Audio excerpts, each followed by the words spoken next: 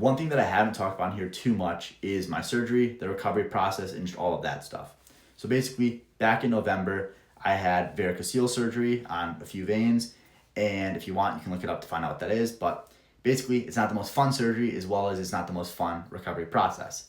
And correct me if I'm wrong, I believe they go in, kind of like snip your veins, and while they do that, they also snip some nerves.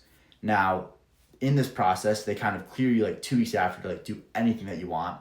At that point, I was still very inflamed, not going to class, hurting to walk around, hurting to move at all. So I was still laying in bed and not doing much.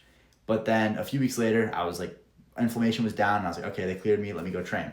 So I went out, ran, all that stuff, and it hurt like crazy. So I stopped, texted the doctors, asked what was going on, and like, oh, it's probably just nerve pain, you're good to go. So went back, felt pain again, and kind of just bounced back and forth between talking to the doctors, stopping training, starting training again for a few months. And then at some point, I wasn't too sure if it was like maybe something else to do with the surgery, a new pain, like scar tissue pain, or just something other than nerve pain. So I kind of stopped because I didn't want to make anything worse. And then I scheduled an appointment with my surgical team, which I met with on Monday. And they went in, examined it and everything, and kind of cleared me to train. Said it was as simple as that, just nerve pain.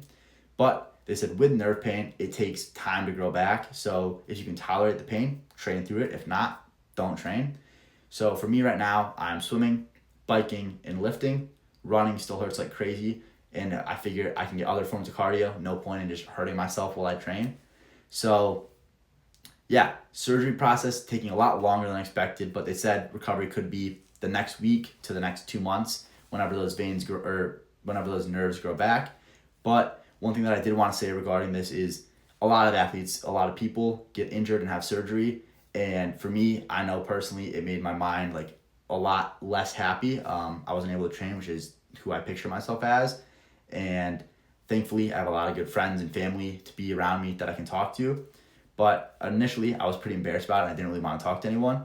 But I want to say if you do get an injury, if you do get surgery, that you will get better. Like there is only one way to go, and eventually you will get there. So for me, might be a month, might be 2 months, might be longer, but I'm going to be fully healed eventually. My nerves are going to be back, and there's one way to go. So just remember that, and also reach out to people, talk to your friends, and try to be as happy as you can.